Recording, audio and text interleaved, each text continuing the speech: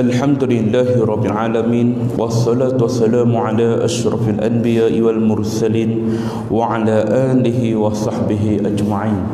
Asyhadu an la ilaha illallah wahdahu la syarika lah wa asyhadu anna Muhammadan abduhu wa rasuluh.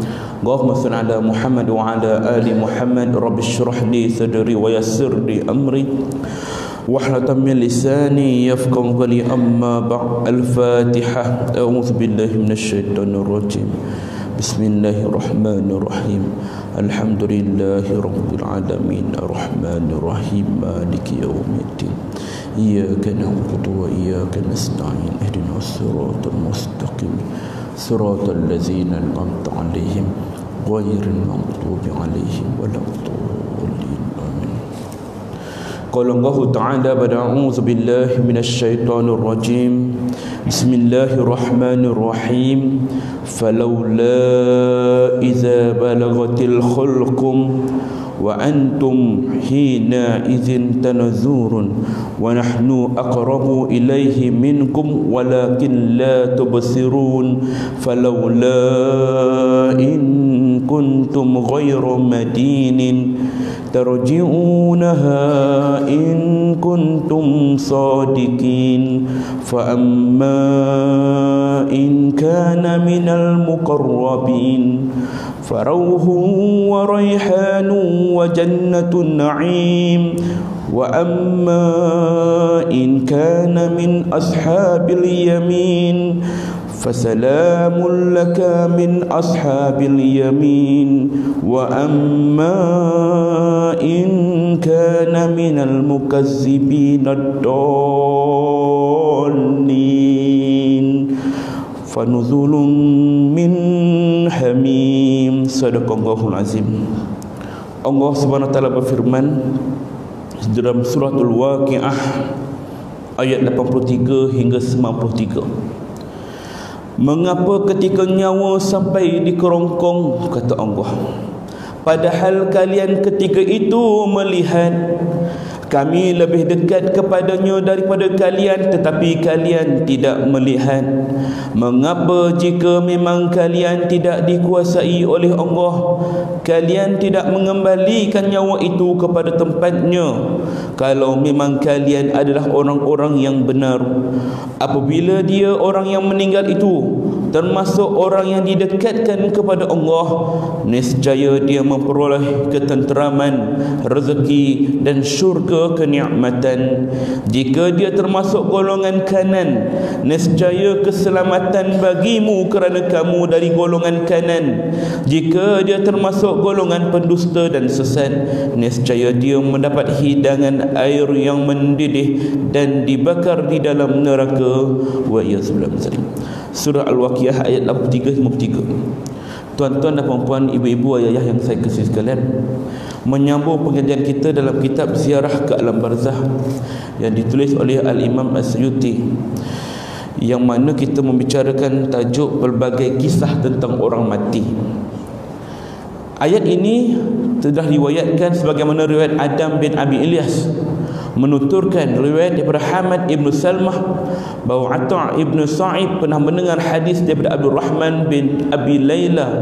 Dia mengata setelah Rasulullah SAW membaca ayat-ayat ini, maka baginda pun bersabda, jika pada saat kematian dikatakan kepadanya hal-hal tersebut dan dia termasuk golongan kanan, berarti dia akan menyukai pertemuan dengan Allah, dan Allah pun menyukai pertemuan dengannya. Jika dia termasuk golongan kiri, nescaya dia membenci pertemuan Allah, dan Allah pun membenci pertemuan dengannya. Hadis riwayat Asy-Syakhani, Al-Bukhari dan Muslim. Ini sebuah hadis yang nak menerangkan bahawa ketika nyawa sampai di hulqum, ayat ini disebut falawla iza balagatil khulqum. Kenapa sampai nyawa di hulqum, di gargarah? Ketika itu baru manusia nak dekat kepada Allah. Ketika itu baru manusia melihat tempat dia sama ada di syurga ataupun neraka. Maka orang begini bila dia termasuk dalam golongan kanan, yakni golongan mukmin, golongan as-siddiqin yang benar, golongan-golongan yang beramal soleh, maka ketika itulah Allah pun dekat dengan dia.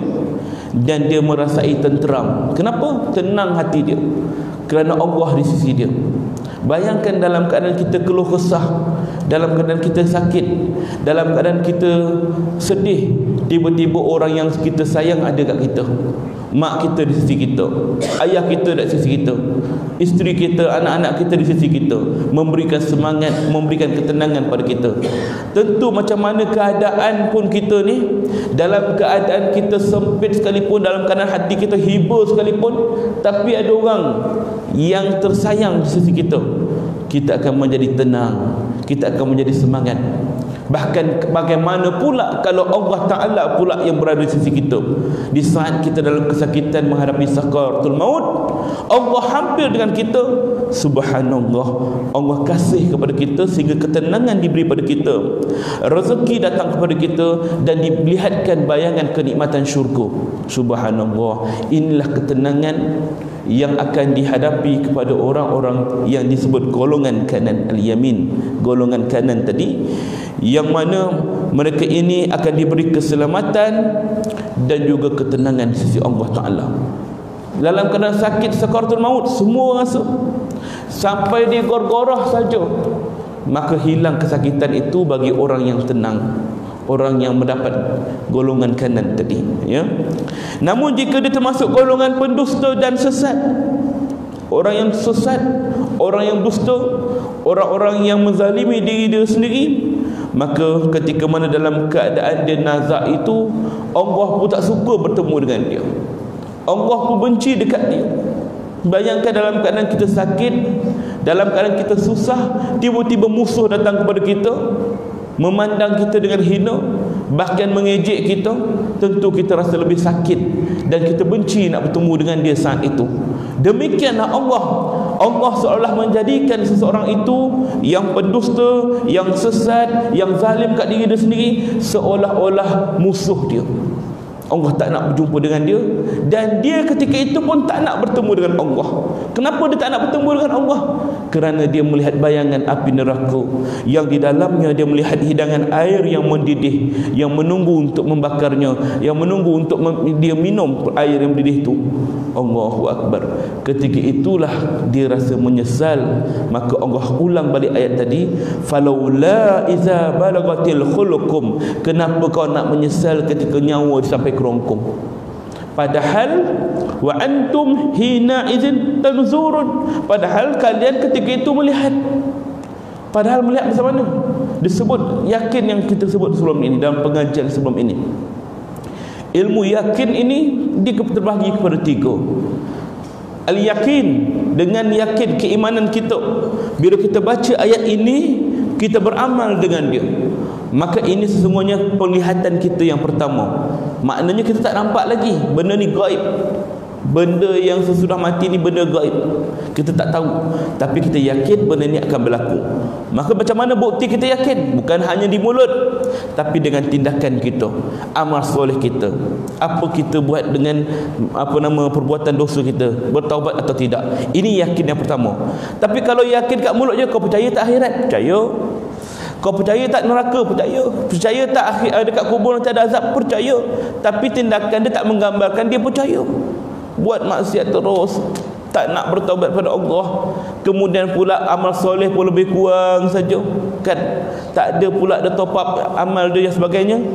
Maka orang begini ketika mana ajalnya timpa dia, maka ketika itu dah disampai ke peringkat ainul yakin, melihat dengan mata dia sendiri.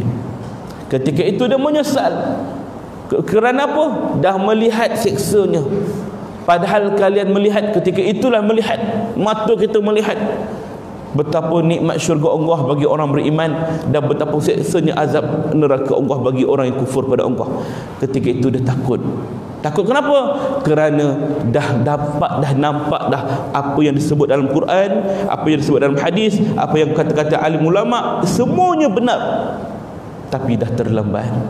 Sehinggalah dia masuk ke dalam lubang kubur, merasai keperitan yang dijanjikan itu, ataupun merasai kenikmatan yang Allah kurniakan padanya. maka sampailah dia ke peringkat yang ketiga, hakul yakin, yakni sampai dia kepada perkara yang sebenarnya, hakikat yang sebenarnya, dengan keyakinan sebenarnya bila mana dia merasai nikmat itu ataupun dia merasai pembalasan azab itu. Maka ketika itu dah terlambat dah, nak kembali ke dunia pun dah tak ada peluang lagi dah, ya. Maka ketika itu Allah, bagi orang yang beriman, Allah suka bertemu dengan dia suka bertemu dengan Allah. Bagi orang yang kufur, dia benci bertemu dengan Allah, dan Allah pun benci bertemu dengan dia. Terima kasih.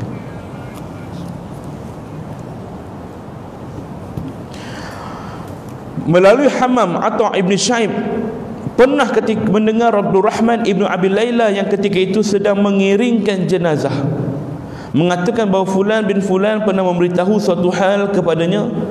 Katanya dia pernah mendengar Rasulullah SAW bersabda, barang siapa yang menyukai pertemuan dengan Allah, Allah pun suka bertemu dengannya. Barang siapa yang membenci pertemuan dengan Allah, Allah pun benci bertemu dengannya. Ini yang disebutkan hadis yang sama tadi, kan? Kita agak-agak kita suka tak bertemu dengan Allah? Suka. Lalu kita kena bersedia bahawa kita akan mati. Orang yang tak bersedia nak mati, ya Allah, macam mana lah aku mati nanti, maknanya dia tahu amal dia kurang, maka kena tingkatkan lagi usaha dia. Suatu kaum tertunduk sambil menangis. Baginda bertanya kepadanya, apa yang menyebabkan kalian menangis?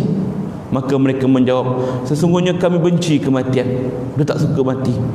Tak suka mati bila keluarganya berpisah dengannya, dan dia tak suka diri dia mati nanti meninggalkan anak-anak dan isterinya. Maka Nabi SAW bersabda, bukan sepatutnya kalian begitu, kalian tak sepatutnya begitu. Lalu baginda membaca ayat, fa amma in kana minal muqarrabin farauhu wa raihanu wa jannatu na'im. Jika dia, yakni orang yang meninggal, termasuk orang yang didekatkan kepada Allah, golongan muqarrabin, nescaya dia peroleh ketenteraman, rezeki dan syurga an-na'im, kenikmatan, kan? Lebih lanjut baginda pun bersabda, jika ketika menghadapi kematian seseorang diberitahu berita gembira berupa ayat tersebut, nescaya dia akan suka bertemu dengan Allah, dan Allah pun suka bertemu dengannya. Namun jika dia dalam golongan yang pendusta, sesat, baginda pun membaca ayat, fanuzulum min hamim wa tasliyatun jahim, nescaya dia akan mendapat hidangan air yang mendidih dan dibakar di dalam neraka. Orang-orang begini dia dapat rasa takut bertemu dengan Allah. Jika diberitahu kepadanya berita tersebut, nescaya dia benci bertemu dengan Allah, dan Allah bahkan lebih benci bertemu dengannya. Wa iyazubillah min zalik. Sebab tu kita nampak kadang-kadang orang mati tenang aja. Tenang macam mana? Muka dia tenang, kematian dia mudah. Ada orang yang mati dalam keadaan rasa macam tak tenang aja, gelisah, dalam keadaan wajahnya pun nampak macam tak tenang, kan? Namun itu di sisi Allah. Kita yang melihat orang-orang yang mati dalam keadaan mukanya tak tenang, dalam wajahnya kusam dan sebagainya, kita hanya perlu bersangka baik, su'uzon. Tak boleh bagi kita kata, ya Allah, ini tanda yang buruk ni, ini tanda yang tak baik ni. Tak boleh kata macam tu bila kita melihat sesuatu jenazah yang mana menunjukkan tanda-tanda su'ul khatimah. Kita tak boleh mengatakan dia su'ul khatimah. Cukup jadi peringatan pada kita. Jangan kita cerita ke orang lain, ini tanda Allah balas kepada dia. Sebab kita pun tak tahu, mungkin Allah dah ampunkan dosanya ketika itu, sekadar siksaannya sekadar itu je, tapi di akhirat dia tidak bawa dosa yang sama lagi. Itu dia kelebihan dia, kan? Ibnu Jurayj menuturkan bahawa Rasulullah SAW pernah berkata kepada Aisyah radhiyallahu anha, jika seseorang mukmin telah melihat malaikat, para malaikat pun berkata, apakah kami harus kembalikan kamu ke dunia? Dia berucap, nak kembali ke tempat yang penuh kesengsaraan? Nak kembali ke tempat yang penuh kesedihan? Tak nak, kata dia. Bawalah aku menghadap Allah, kata dia. Sedangkan kepada orang kafir, para malaikat akan mengatakan, apakah kami harus bawa kamu kembali ke dunia? Maka orang-orang begini akan menyebut, Tuhanku, kembalikan aku ke dunia. Rabbirji'un, yang kita bacakan selalu, kan? Ayat yang mengatakan orang kafir dia minta kembali ke dunia. Sedangkan orang yang beriman, bila malaikat kata kau nak balik ke dunia, tak nak balik ke tempat dunia yang sengsara tu, nak balik tempat dunia yang penuh kesedihan tu, aku tak nak. Bawa aku berjumpa dengan Allah sekarang, kata dia. Ini yang kita nakkan bila kita mati nanti. Bukan golongan yang kedua yang disebut, iaitu orang-orang yang kafir, orang yang kufur pada Allah Ta'ala, bila minta nak balik ke dunia tak? Dia berkata, ya Allah, kembalikan aku ke dunia. Sebagaimana suratul Mu'minun yang menyebut Rabbirji'un, yang minta kembali ke dunia, tapi Allah tidak izinkan dia lagi kembali ke dunia. Imam At-Tirmizi dan Ibnu Jarud menutupkan bahawa Ibnu Abbas pernah berkata, barang siapa yang memiliki wang yang jumlahnya dapat digunakan untuk mengerjakan haji ke Baitullah atau mencapai nisab yang perlu dia zakat, lalu dia tidak mengerjakannya, pasti dia akan minta untuk dikembalikan ke dunia ketika menghadapi kematian. Ini ayat ni yang terkait dengan ayat yang kita baca di awal tadi. Kalau orang ada duit dah, cukup duit dia ni nak pergi haji, ataupun duit dia ni cukup untuk bayar zakat, tapi dia tak buat, tak bayar zakat, kemudian tak pergi haji, padahal dia mampu. Nantilah kata dia kan. Maka orang begini bila sampai kematian, dia minta kembali ke dunia untuk tunaikan benda-benda begini. La'alli a'malu salihan fi ma tara. Ya Allah, aku nak kembali ke dunia untuk beramal soleh atas perkara yang dulu aku tinggalkan. Ini dia amal soleh yang dulu tinggalkan. Dia minta sebab apa? Dia rasa terhutang dengan Allah Subhanahu wa taala. Sebab tentang zakat, tentang haji, ini termasuk rukun Islam yang wajib dipatuhi, kan? Tapi kalau dia tak patuhi macam mana? Kan? Ada seorang yang berkata, Ibnu Abbas, takutlah kamu kepada Allah. Sesungguhnya orang yang meminta untuk dikembalikan ke dunia hanyalah orang-orang kafir. Bertakwalah kita pada Allah, sebab hanya orang kafir saja yang nak minta kembali ke dunia. Orang beriman tak nak dah kembali ke dunia. Sebab apa? Dalam kubur dia dah rasa di antara nikmat-nikmat syurga, taman syurga, kan? Duduk dalam kubur, cukuplah aku penat kat dunia ni, cukuplah aku penat segala-galanya, menghadapi ujian, menghadapi musibah, menghadapi macam-macam kerenah manusia ni. Sekarang aku nak berehat, aku nak tenang. Macam mana orang yang bekerja kuat sampai umur 60 tahun, cukuplah aku tak nak bekerja dah, aku nak berehat, retired, pension, aku nak duduk kat rumah, nak tenang, tak nak jaga cucu, tak nak jaga apa, semua tenang aja. Begitulah gambarannya orang-orang yang dalam kubur. Aku tak nak kembali ke dunia, aku nak rehat dekat sini. Ketika itu dia tak fikir pun pasal anak isteri dia lagi dah, sebab dia dah rasa tenang, berehat di dalam ketenangan. Subhanallah. Mengenai hal itu, aku akan membacakan ayat Al-Quran kepada kalian, kata Ibnu Abbas.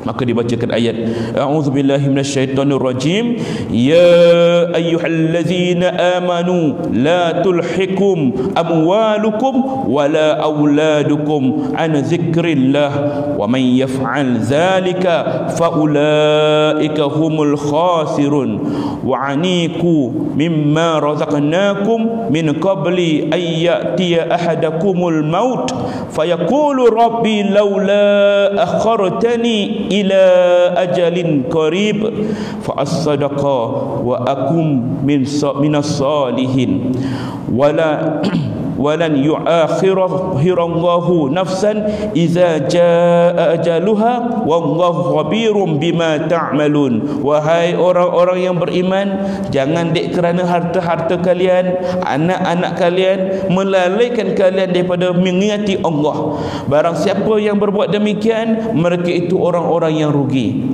Barang siapa yang berbuat demikian, mereka itu orang-orang yang rugi. Belanjakanlah sebahagian daripada apa yang telah kami berikan kepada kalian sebelum datang kematian kepada salah seorang di antara kalian. Lalu dia berkata, Tuhanku, mengapa engkau tidak menangguhkan kematianku kepada sampai waktu yang dekat, yang menyebabkan aku dapat bersedekah dan aku termasuk orang-orang yang soleh. Allah sekali-kali tidak akan menangguhkan kematian seseorang apabila telah datang waktu kematiannya. Allah Maha tahu atas apa yang kalian kerjakan. Surah Al-Munafikun ayat 9 hingga 11 terkandung dalam surah Al-Munafikun. Apa maksud munafik? Orang yang berpura-pura, orang yang mana hanya talam dua muka, kata orang. Begini, ketika mana dia dalam keadaan mati, dia ada kesempatan sebelumnya untuk melanjakan harta-hartanya ke jalan Allah, tapi bila dia mati tanpa belanjakan harta-hartanya ke jalan Allah, dia minta pada Allah tangguhkan kematian dia. Kenapa? Aku nak bersedekah, aku nak beramal soleh. Inilah yang diingini oleh orang-orang yang menzalimi diri sendiri, kan? Ya Allah, kalau kau bagi aku peluang hidup lagi, aku nak bersedekah. Kenapa manusia nak pilih bersedekah? Kerana melihat ganjaran yang luar biasa atas sebab sedekah tadi. Sedekah ini bukan hanya pada wang ringgit. Sedekah ini juga kepada kebaikan-kebaikan. Kullu ma'rufin bis sedekah. Setiap kebaikan itu setiap sedekah itu, setiap kebaikan itu adalah sedekah, kan?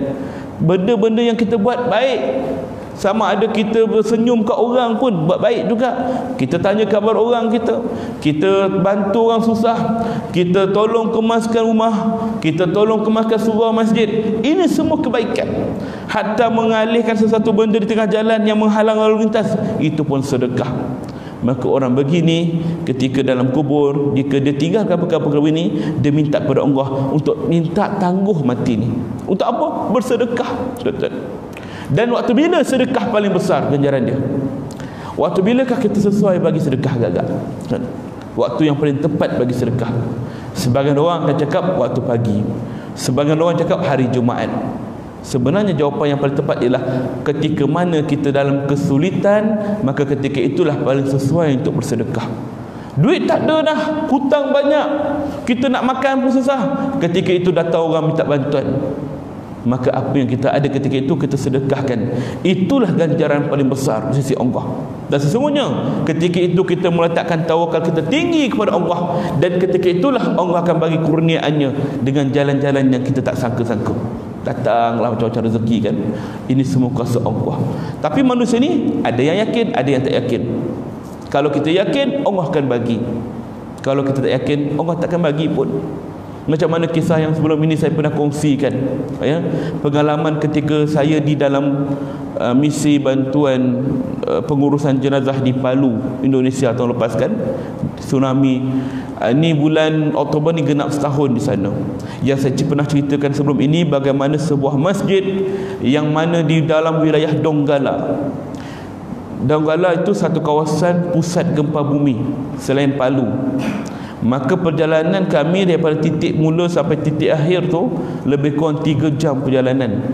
Hampir-hampir daripada Kuala Lumpur ke Kuantan. Jauh, kan? Dalam perjalanan tu melihat kemusnahan rumah-rumah dan sebagainya, bangunan-bangunan semua rusnah, kiri kanan hancur sebab gegaran dia kuat.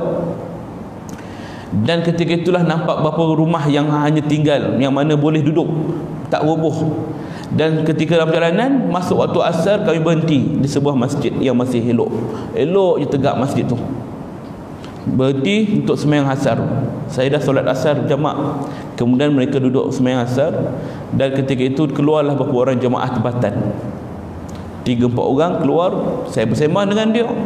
Saya tanya pada dia, apa amalan orang kat sini sampai masjid macam ni tak runtuh? Saya kata, sebab masjid kayu, dinding dia separuh simen, atas kayu. Kenapa boleh tegak macam ni? Apa amalan orang sini? Dia jawab apa?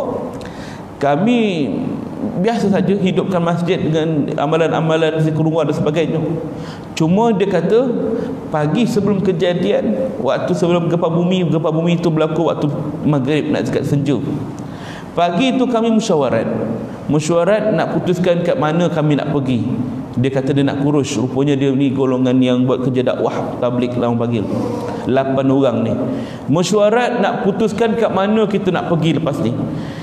Tapi waktu itu berlaku gempa bumi kecil, sederhana. Dia terasa.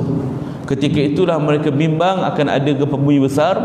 Maka mereka putuskan untuk bermukim ataupun iktikaf di masjid itu saja, tak nak keluar kawasan lain. Maka mereka pun pulang ke rumah masing-masing, buat persiapan balik ke masjid. Ketika berlaku bencana tu, mereka sedang berzikir untuk menunggu waktu maghrib. Berlaku goncangan yang dahsyat, katanya dinding masjid tu macam nak runtuh, kata dia. Dan ketika itulah mereka nak lari keluar daripada masjid. Kata amir sabnya, ketuanya, jangan keluar, kata dia. Kita dalam rumah Allah, Allah jaga kita. Teruskan berzikir. Mereka duduk dengan keyakinan daripada Allah. Maka masjid tak runtuh, dan mereka lakukan azan walaupun ketika itu elektrik dah putus, tak ada elektrik dah. Mereka semayang dalam kegelapan. Setelah semayang mereka mesyuarat, mereka putuskan untuk balik. Ini adab mereka ni. Dalam keadaan bencana pun boleh lagi buat berucap. Balik mereka ke rumah masing-masing dengan memikirkan keadaan anak-anak dan isteri yang juga ada di rumah. Sampai-sampai saja kata dia, subhanallah, 88 keluarga kami dan rumah kami semuanya selamat. Allah tak runtuhkan pun. Dan itu yang kami saksikan di awal tadi. Sepanjang perjalanan ada beberapa buah rumah yang tak runtuh, sedangkan sekelilingnya rumah-rumah tepi kiri kanan jiran-jiran runtuh, tapi rumah tak runtuh. Saya katakan, apa amalan tuan-tuan sampai begini sekali Allah jaga? Kata dia, kami tawakal pada Allah kerana sebelum ketika pagi itu gempa bumi, ketika itu kecil, kami putuskan untuk duduk kat masjid. Amir Sahab kami kata, pulang kalian ke rumah dan sebelum keluar baca ayat kursi, kata dia. Baca ayatul kursi, kata dia. Dan kita yakin kalau kita keluar rumah, sebelum keluar rumah baca ayat kursi, Allah akan menyelamatkan diri kita, keluarga kita, harta benda kita daripada segala malapetaka. Subhanallah. Dia amalkan dan dia yakin. Dan subhanallah, Allah tunjukkan bila mana seorang itu yakin dengan Allah, tawakal pada Allah, Allah buktikan kebesarannya. Ini yang berlaku dan disaksikan oleh kami sendiri. Subhanallah, tuan-tuan kan. Bagaimana yakin mereka? Yang pertama dengan ayatul kursi. Yang kedua, ketika gempa bumi berlaku, mereka yakin rumah Allah. Kita dalam zikir, dalam majlis mengingati Allah, Allah tak akan tinggalkan kita. Allah akan selamatkan kita. Subhanallah. Siapa yang dapat keyakinan begitu tinggi macam ni, tuan-tuan? Saya sendiri pun tiba-tiba berlaku kat sini, saya sendiri pun rasa saya lagi dulu kan. Sebab kita lemah, tapi mereka itu kuat. Subhanallah. Ini yang kita katakan golongan-golongan yang yakin pada Allah, dan Allah kurniakan kebesaran kepada keyakinan dia itu, ya. Ad-Dailami menuturkan hadis daripada Jabir bin Abdullah sebagai hadis marfu' bahawa jika kematian menjemput seseorang, akan berkumpul segala sesuatu miliknya yang telah menghalanginya dari kebenaran. Semua itu diletakkan di hadapannya. Pada saat itu dia akan mengatakan, qala rabbirji'un la'alli a'malu salihan fi ma tarak. Tuhanku, kembalikan aku ke dunia agar aku boleh melakukan amal soleh atas perkara yang aku tinggalkan. Suratul Mu'minun ayat 99 dan 100.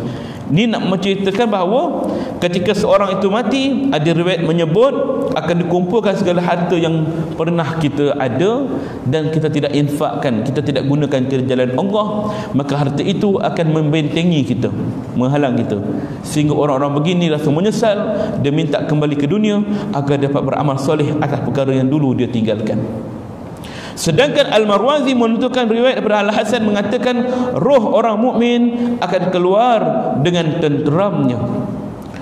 Fa'amma in kana minal muqarrabin farauhu wa raihanu wa jannatu na'im. Jika dia orang meninggal termasuk orang yang muqarrabin, dekat dengan Allah, pasti dia akan ada ketenteraman dan rezeki serta syurga daripada Allah.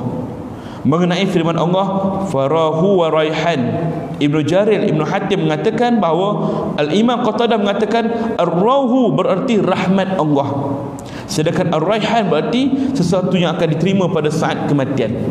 Apa dia? Antaranya wangi-wangian. Ar-raihan, tenteramnya kita, tenangnya kita. Dalam keadaan sakit, orang datang bagi kita makan, orang bagi kita ni ketenangan, semangat. Begitulah ketika orang mukmin mati, kita dah tenang dah. Allah, tuan-tuan, macam mana dapat kurniaan macam ni? Beramal soleh. Satu orang guru pernah memberi satu amalan, yang mana amalan ini cara kita nak dapatkan kematian yang baik, husnul khatimah, berkaitan dengan solat. Apa amalan dia? Iaitulah sebelum kita pergi ke masjid, pergi ke surau nak berjemaah, pastikan kita mengambil wuduk siap-siap dengan keadaan sempurna. Orang yang menyempurnakan wuduk dengan sempurna ini, dia akan digunakan kematian yang baik. Ambil wuduk dengan sempurna. Betapa kita hari ini lemah dalam mengambil wuduk. Ada orang ambil wuduk, dia tidak menyapu dan meratakan. Sekadar hulur tangan saja kat paip tu, kemudian lepaskan. Kaki pun begitu juga, ulu kaki macam tu, lepaskan.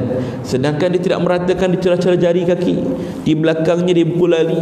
Ini yang menyebabkan kadang-kadang wuduk tak berapa sempurna.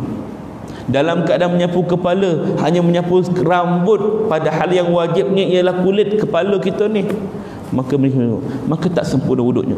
Maka nak dapatkan husnul khatimah, berusaha mengambil wuduk dengan sempurna, tapi jangan sampai membazir. Kemudian orang-orang yang nak mendapatkan husnul khatimah, dia mesti berada di dalam masjid ataupun dia mesti menjawab azan ketika dia dalam masjid. Macam mana? Sebelum azan dah sampai ke masjid dah. Bukan tunggu Allah panggil dia, tapi dia standby dah nak menunggu panggilan daripada Allah. Kan? Macam mana kalau seseorang itu dia ada pemandu peribadi, driver, belum sampai lagi orang waktu bos panggil, dia dah ada dah depan pintu, kan? Maka orang tu lebih suka. Bos suka, bagus awak ni. Tapi kalau misalnya kata orang tu nak kena panggil dulu, baru datang, nak menunggu lagi 10 minit, setengah jam, tentu dia akan rasa merungut dan sebagainya. Bayangkan orang mukmin belum sampai lagi waktu azan, dia dah tunggu dah. Dia suka bertemu dengan Allah, dan Allah pun suka bertemu dengan dia. Maka inilah dia, datang ke masjid sebelum azan, tunggu. Itu cara kedua. Yang ketiga, macam mana orang-orang yang beriman ni, yang nak mendapatkan kematian yang husnul khatimah, yang baik, dia mestilah berusaha untuk dekat dengan Allah. Macam mana? Dapatkan saf yang pertama, duduk saf pertama. Masuk masjid, duduk saf pertama. Jangan kita duduk kat belakang-belakang, relax dulu. Orang lain berebut dapat saf depan, kita duduk je, tak apalah. Walaupun datang lambat, datang awal, tapi kita duduk saf yang kedua, ketiga dalam solat. Rugi, kan? Cuba dapatkan saf yang pertama ni. Ini saf yang paling bernilai sekali. Kemudian yang kedua, kemudian yang ketiga. Mana kata yang paling dekat saf pertama yang paling bagus. Yang kedua, dia punya pahala kurang sikit. Ketiga kurang sikit. Beginilah yang last sekali. Rugilah kalau kita datang awal tapi dapat saf yang kemudian. Kata Nabi SAW, barang siapa, kalaulah manusia ini tahu betapa besarnya ganjaran saf yang pertama ni dan betapa besarnya ganjaran melaungkan azan, nescaya mereka akan berebut-rebut sehingga sanggup mencabut undi nak dapatkan saf yang pertama ni, kan? Cuba bayangkan surau ni, orang berebut saf pertama sampai tuan imam terpaksa nak cabut undi, kan? Okey, siapa nak duduk saf pertama, mari sini, cabut, kan? Undi. Ada pula kuota untuk imam, kan? Kuota untuk AJK ada pula, kan? Okey, yang ni memang lot khas untuk pengurusi saja, orang lain tak boleh. Yang lain cabut undi. Macam tu semua orang berebut nak jadi pengurusi sebab nak dapatkan saf yang pertama. Kalau macam tu, tapi hakikatnya tak ada pun, kan? Orang Melayu kita ni pemurah, tak bertempat. Awaklah, kan, nak hari Jumaat, bila dia dah dapat tempat yang cantik di bawah kipas, lepas semayang boleh bersandar, sedap, kan? Waktu tu dia akan jadi pemurah. Pos depan tu pos kosong, bukan satu tapak, 3 tapak boleh masuk. Dia akan panggil orang belakang, mai ni depan ni kosong. Ini orang kita, kan? Sebab dia tak nampak ganjaran yang dia akan terima, kan? Maka orang yang dapat husnul khatimah, dia berusaha untuk dapat saf yang pertama. Yang keempat, orang yang dapatkan husnul khatimah ini, dia tidak mendahului solatnya dengan imam. Maknanya kalau imam sujud, baru dia sujud. Bukan imam sujud, dia serentak sujud. Dan imam bangun, kemudian baru dia bangun. Bukan serentak ataupun dia dulu bangun, kan? Imam lama, kan, nak bangun, biasalah nak masuk gear 1, gear 2, gear 3. Dia pula orang muda, guna auto terus, sap tu kena naik, kan? Allah, barulah nak bungkuk, nak bangun, dia dah tegak dah, Allahu Akbar. Dia dulu daripada imam. Orang begini dah mendahului imam, habis batal dia punya pahala berjemaah dia. Semayang sah, tapi pahala sah, pahala berjemaah tak dapat, dah mendahului imam. Bahkan Nabi pernah ibaratkan orang yang mendahului imam ni kepalanya macam keldai, kan? Imam tak angkat kepala lagi, dia dah angkat kepala. Ini juga terpakai ataupun biasa kita lihat bila orang sembahyang atas kerusi. Kadang-kadang imam tak habis bangun, dia dah bangun diri tegak dulu. Sebab dia bangun, dia duduk kerusi, maka dia senang nak bangun. Maka orang begini sepatutnya berhati-hati. Dia kena pastikan imam tegak ataupun dia dengar ucapan imam sampai imam habis memberi takbir tu, baru dia bangun. Sepatutnya begitu, bukan dia serentak ataupun mendahului imam. Ini kesilapan kita kadang-kadang, kan? Maka cara selamat, biar imam habiskan ucapan takbir dia dulu, baru kita bangun. Itu yang lebih selamat. Dan yang kelima, nak dapatkan tanda nak dapat kematian husnul khatimah, caranya bagaimana? Ketika mana kita solat dalam berjemaah, jangan bangun ketika sudah solat, jangan bangun selagi imam tak bangun lagi. Ini di antara adab dia. Jangan bangun selagi imam tak bangun. Macam mana? Maknanya kita berzikir, berwirid bersama-sama, berdoa bersama-sama sampai imam bangun, baru kita bangun. Kenapa nak tergesa-gesa keluar? Kalau tak ada urusan lain kalau kita ada urusan, kena keluar awal ni, kalau tidak jalan sesak, mesti kena keluar awal. Subuh habis je terus kena bangun. Tu benda yang tak dapat dielak. Tapi kalau tak ada apa-apa, saja je, memang tak nak berzikir dengan imam, nak keluar terus, kan? Orang begini rugi. Baik dia duduk berzikir dalam berjemaah, berwirid, maka imam bangun, dia pun bangun.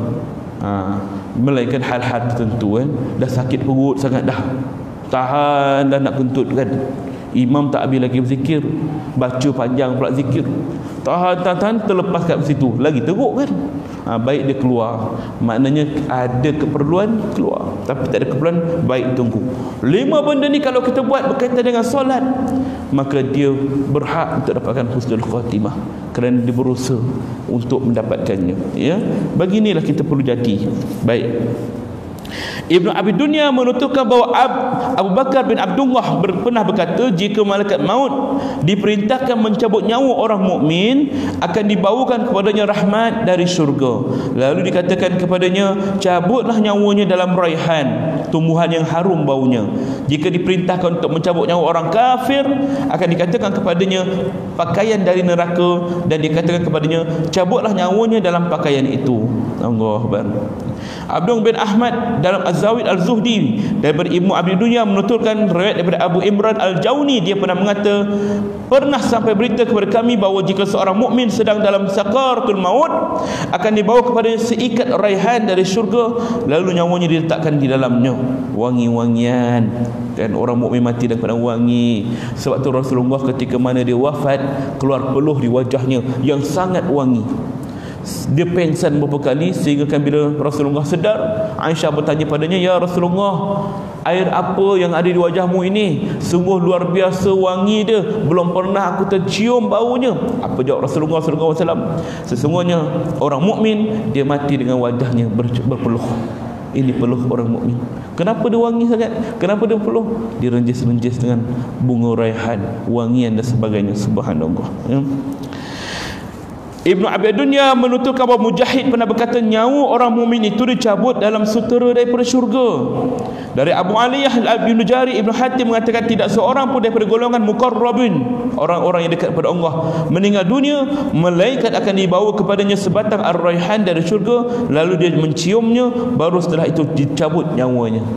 Cium bau, cuba kita dapat bunga yang wangi, kan, cium, tenangnya kita menghirup bunga yang wangi itu, kemudian sendiri roh keluar. Al-Imam Ahmad meriwayatkan bahawa firman Allah, farahu wa raihanu wa jannatun na'im, jika orang meninggal termasuk orang yang didekatkan pada Allah, dia akan memperoleh ketenteraman, rezeki dan syurga yang penuh nikmat. Rabi Ibn Haytham mengatakan, hal itu diberikan kepadanya, yakni kepada Imam Ahmad ketika menghadapi kematian, tapi tidak diperlihatkan syurga kepadanya di akhirat, kan. Sedangkan firman Allah Ta'ala, wa amma in kana minal mukazzibina dallin fanuzulum min hamim wa tasliyatu jahim, jika termasuk golongan pendusta dan sesat, dia akan mendapatkan hidangan air yang mendidih dan dibakar dalam neraka. Ar-Rabi' Al-Khatam mengatakan, hal itu ketika menghadapi kematian, tetapi tidak diperlihatkan kepadanya neraka di akhirat. Ini untuk orang-orang yang kafir pula, kan. Dan Abu Nu'aim dalam Dalail An-Nubuwah dan Ibnu As-Sakir menerangkan bahawa Ibnu Hatim At-Ta' menuturkan, aku pernah dengar suara pada hari terbunuhnya Uthman. Sayyidina Uthman mati dibunuh oleh siapa? Oleh orang-orang Islam sendiri, pemberontak yang ketika itu percaya kepada kata-kata fitnah. Tengok betapa dahsyatnya fitnah. Sayyidina Uthman, sahabat Rasulullah, Nabi pernah berkata, aku dan Uthman macam ni, sahabat kerapat, kan. Dan Rasulullah kata, dah aku jamin sebuah istana buat Uthman di syurga nanti. tapi dibunuh oleh orang-orang yang memberontak. Siapa? Dalam kalangan orang Islam sendiri. Sebab apa? Fitnah. Kata Abi Ibn Hatim, aku dengar suara pada hari terbunuhnya Uthman. Suara itu menyebut, wahai Ibnu Affan, ada berita gembira untukmu berupa ketenteraman dan rezeki. Oleh kerana itu bergembiralah wahai Ibnu Affan, Tuhan tidak murka pada kamu. Bergembiralah wahai Ibnu Affan, redha Allah dan keampunan ada padamu. Kemudian aku menulis, tak ada seorang pun melihatnya. Kan? Ini ceritakan bahawa ketika sebelum Ibnu Affan meninggal dunia, sebelum dia dibunuh, mereka mendengar bisikan suara, wahai Ibnu Affan, bergembiralah, jangan kamu takut. Kan? Allah menunggu kamu. Allah akan berikan kamu ketenteraman. Allah tidak marah kepada kamu. Maka ketika dia melihat, tak ada orang pun cakap. Siapa yang cakap tu? Kan? Maknanya malaikat yang dah memberikan ketenangan kepada Ibnu Affan. Mengenai firman Allah faraihu wa rahan, Abu Qasim menuturkan bahawa Al-Hasan menyebut, demi Allah mereka akan mendapat berita gembira pada saat kematian. Gembira tuan-tuan. Kita dapat berita gembira seronok tak? Seronoklah. Nak tahu berita gembira ke berita buruk? Kita akan cakap baik berita gembira. Gembiralah kita tunggu. Berita buruk buat apa tunggu? Maka berita gembira ni beri pada orang-orang yang baru meninggal ketenangan, bauan syurga sehingga dia seronok. Allahu Akbar. Mahal harga syurga ni tuan-tuan. Tapi memang untuk umat Rasulullah, semuanya umat-umat yang Allah pilih. Tapi kita sendiri yang campak diri kita ke arah kebinasaan.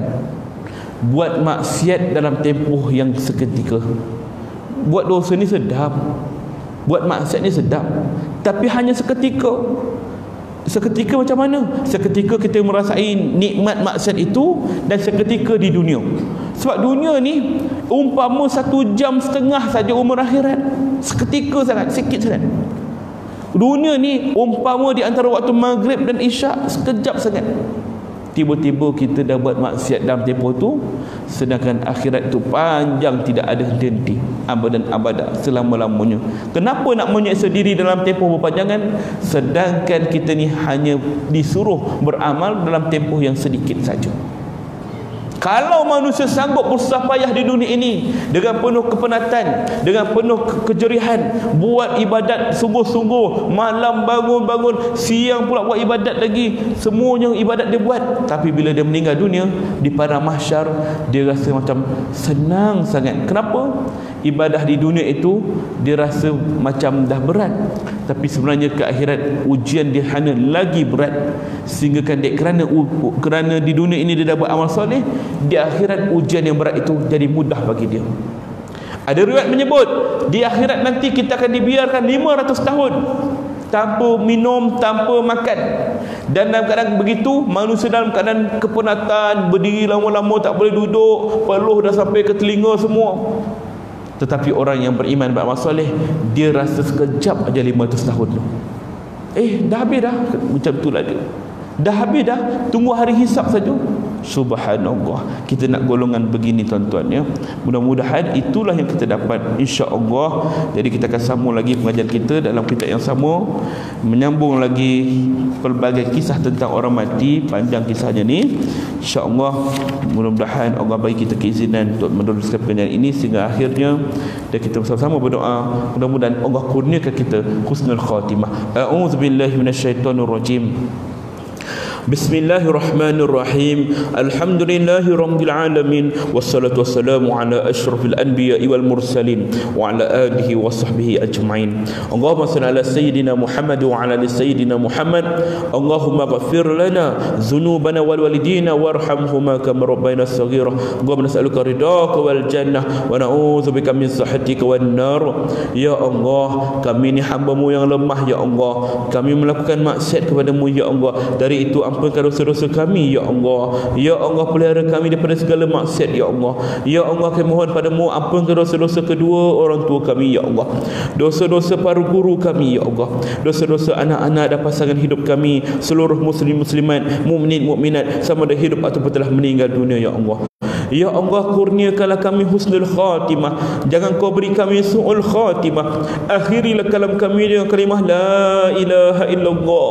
Allahumma ya Allah, ketika kami ditempatkan ke dalam lubang kubur, ya Allah, terangkan lubang kubur kami takutkan kegelapan, ya Allah. Ya Allah, luaskan kubur kami takutkan kesempitan, ya Allah. Ya Allah, jauhilah kami daripada azab kuburmu, ya Allah. Ya Allah, kurniakanlah kami nikmat-nikmat taman syurga di dalam kubur kami, ya Allah.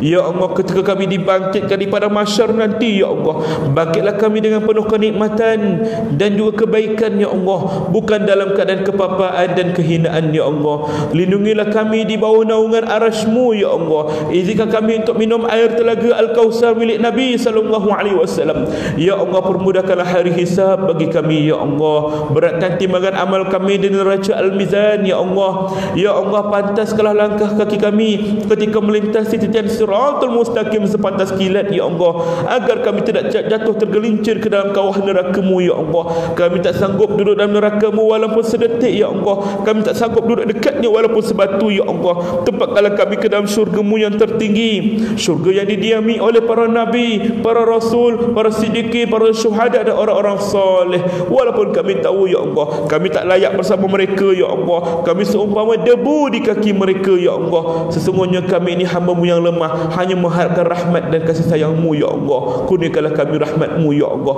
Rabbana atina fid dunya hasanah wa fil akhirati hasanah wa qina azabannar. Subhana rabbika rabbil izzati amma yasifun wa salamun alal mursalin walhamdulillahi rabbil alamin. Takabbalallahu minkum.